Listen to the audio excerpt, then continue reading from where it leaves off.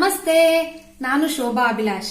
ಚಾನಲ್ಗೆ ಸಬ್ಸ್ಕ್ರೈಬ್ ಆಗಿಲ್ಲ ಅಂದ್ರೆ ಬೇಗ ಸಬ್ಸ್ಕ್ರೈಬ್ ಆಗಿ, ಹಾಗೆ ಲೈಕ್ ಮಾಡಿ, ಶೇರ್ ಮಾಡಿ, ಕಮೆಂಟ್ ಮಾಡಿ. ಫ್ರೆಂಡ್ಸ್, ಇವತ್ತು ಟ್ಯಾಮ್ರಿನ್ ರೈಸ್ ಮಾಡೋಣ. ಒಂದು 2 ಸ್ಪೂನಷ್ಟು ಕಡಲೆಬೇಳೆ, 2 ಸ್ಪೂನಷ್ಟು ಉದ್ದಿನಬೇಳೆ, 2 ಸ್ಪೂನಷ್ಟು ಕಡಲೆ ಬೀಜ, ಬಿಳಿ ಎಳ್ಳು ತೊಗೊಂಡಿದ್ದೀನಿ 2 ಸ್ಪೂನಷ್ಟು, ಬೇಡಿಗೆ ಮೆಣಸಿನ್ಕಾಯಿ ಒಂದು 5-6 ತೊಗೊಂಡಿದ್ದೀನಿ, ಧನಿಯಾ ಕಾಳು ಒಂದು 2 ಸ್ಪೂನ್ ತೊಗೊಂಡಿದ್ದೀನಿ, ಒಂದು ಅರ್ಧ ಸ್ಪೂನಷ್ಟು ಪೆಪ್ಪರ್ ಪೌಡರ್ ತೊಗೊಂಡಿದ್ದೀನಿ, ಒಂದು 1/4 ಟೀ ಸ್ಪೂನಷ್ಟು ಮೆಂತ್ಯ ತೊಗೊಂಡಿದ್ದೀನಿ. ಇದಿಷ್ಟು ಫ್ರೈ ಮಾಡ್ಕೊಳ್ಳೋಣ. ಫ್ರೆಂಡ್ಸ್, ಪ್ಯಾನ್ ಕಾಯಕ್ಕೆ ಇಟ್ಕೊಂಡಿದ್ದೀನಿ. ಕಡಲೆಬೇಳೆ 2 ಸ್ಪೂನು, ಉದ್ದಿನಬೇಳೆ 2 ಸ್ಪೂನ್ ಹಾಕ್ಕೊಂಡು ಹುರ್ಕೊಳ್ಳೋಣ.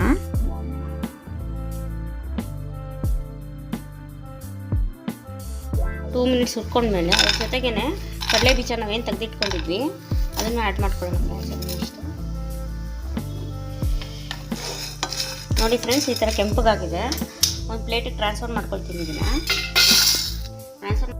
ಬೇಡಿಗೆ ಮೆಣಸಿನ್ಕಾಯಿ ಮತ್ತು ಬಿಳಿ ಎಳ್ಳು ಒಂದು 3 ಟೇಬಲ್ ಸ್ಪೂನಷ್ಟು ತೊಗೊಂಡಿದ್ವಲ್ಲ, ಮತ್ತು ಧನಿಯಾ ಕಾಳುಗಳು ಒಂದು 3 ಟೇಬಲ್ ಸ್ಪೂನಷ್ಟು, ಮತ್ತು ಮೆಂತ್ಯ,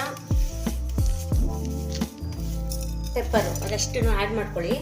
ಅದಷ್ಟು ಆ್ಯಡ್ ಮಾಡಿಕೊಂಡು ಒಂದು 2 ಮಿನಿಟ್ಸ್ ಹುರ್ಕೊಳ್ಳಿ ಫ್ರೆಂಡ್ಸ್. ಅದೇನು ಬೇಗ ಇದಾಗುತ್ತೆ.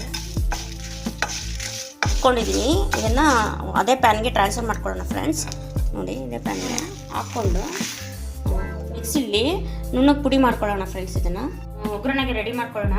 ಗೊಜ್ಜು ಮಾಡ್ಕೊಳ್ಳೋಕ್ಕೆ ಒಂದು 3 ಟೇಬಲ್ ಸ್ಪೂನಷ್ಟು ಕಡಲೆ ಬೀಜ ಹಾಕ್ಕೊಂಡಿದ್ದೀನಿ, ಸ್ವಲ್ಪ ಅರಿಶಿನ, ಸಾಸಿವೆ, ಕಡಲೆಬೇಳೆ, ಉದ್ದಿನಬೇಳೆ, ಕರಿಬೇವಿನ ಸೊಪ್ಪು, ನಿಂಬೆಹಣ್ಣು ಗಾತ್ರದಷ್ಟು ಹುಣಸೆಹಣ್ಣನ್ನ ಕಿವುಚಿ ಎತ್ತಿಟ್ಕೊಂಡಿದ್ದೀನಿ ಫ್ರೆಂಡ್ಸ್ ಇದರಲ್ಲಿ ಸಪ್ರೇಟಾಗಿ, ಮತ್ತು ಹಿಂಗು, ಮತ್ತು ಒಂದು 2ರಿಂದ 3 ಹಸಿಮೆಣಸಿನ್ಕಾಯಿನ ಹಚ್ಚಿಟ್ಕೊಂಡಿದ್ದೀನಿ ಫ್ರೆಂಡ್ಸ್. ಇದು ಫಸ್ಟ್ ಕಡಲೆ ಬೀಜನ ಎತ್ತಿಟ್ಕೊಳ್ಳೋಣ ಸಪ್ರೇಟಾಗಿ.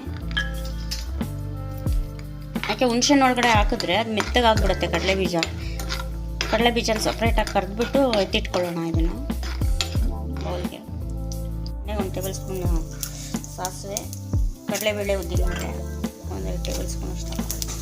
2ರಿಂದ 3 ಟೇಬಲ್ ಸ್ಪೂನ್, 1/4 ಟೇಬಲ್ ಸ್ಪೂನಷ್ಟು ಹಿಂಗೆ ಹಾಕ್ಕೊಳ್ಳೋಣ. ಹಚ್ಚಿಟ್ಕೊಂಡಿರೋಂಥ ಹಸಿಮೆಣಸಿನ್ಕಾಯಿ ಒಂದು 2ರಿಂದ 3 ಅದನ್ನು ಒಗ್ಗರಣೆಗೆ ಹುಣಸೆಹಣ್ಣು ರಸ ಆ್ಯಡ್ ಮಾಡ್ಕೊಳ್ಳೋಣ.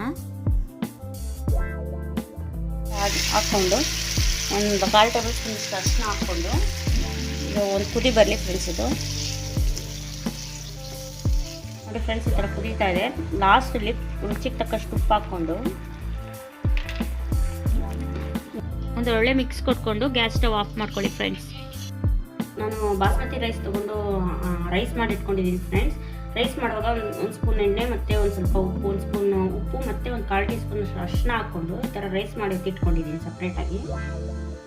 ಎಲ್ಲ ಗ್ರೈಂಡ್ ಮಾಡ್ಕೊಂಡು ಇಟ್ಕೊಂಡಿದ್ವೋ ಆ ಪುಡಿನ ಒಂದು 3 ಟೇಬಲ್ ಸ್ಪೂನ್ ಅಷ್ಟು ಹಾಕ್ಕೊಳ್ಳಿ. ಈ ಥರ 3 ಟೇಬಲ್ ಸ್ಪೂನ್ ಅಷ್ಟು ಹಾಕ್ಕೊಂಡು ಮಿಕ್ಸ್ ಮಾಡ್ಕೊಳ್ಳಿ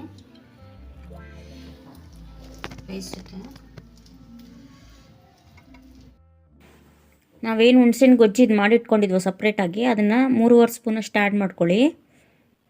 ಆ್ಯಡ್ ಮಾಡ್ಕೊಂಡು ಒಂದು ಒಳ್ಳೆ ಮಿಕ್ಸ್ ಕೊಡಿ.